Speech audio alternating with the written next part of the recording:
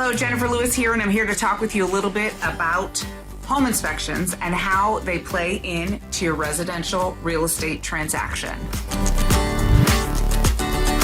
Oftentimes I get asked the question, how did this home even pass inspection?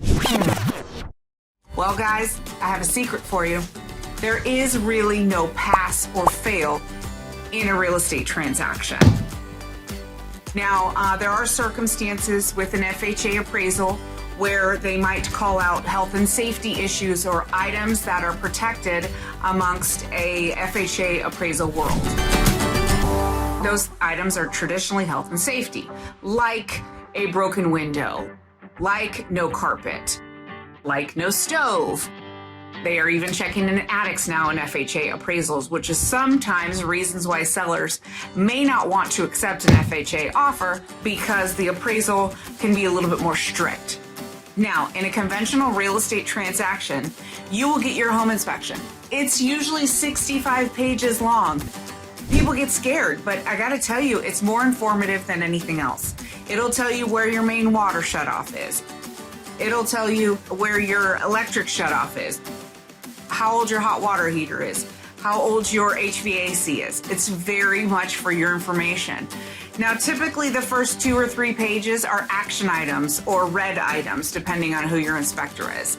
They're gonna tell you things that you maybe should have further inspected, or at least line items that should be concerning.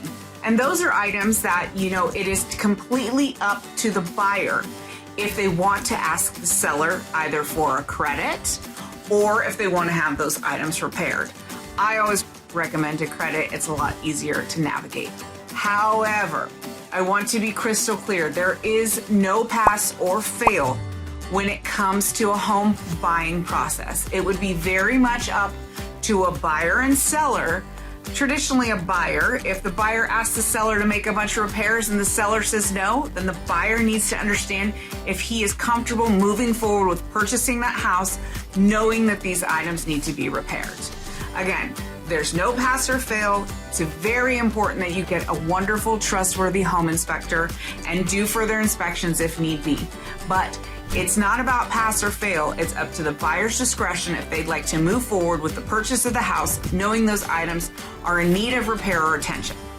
So make sure you're working with somebody who knows what they're talking about.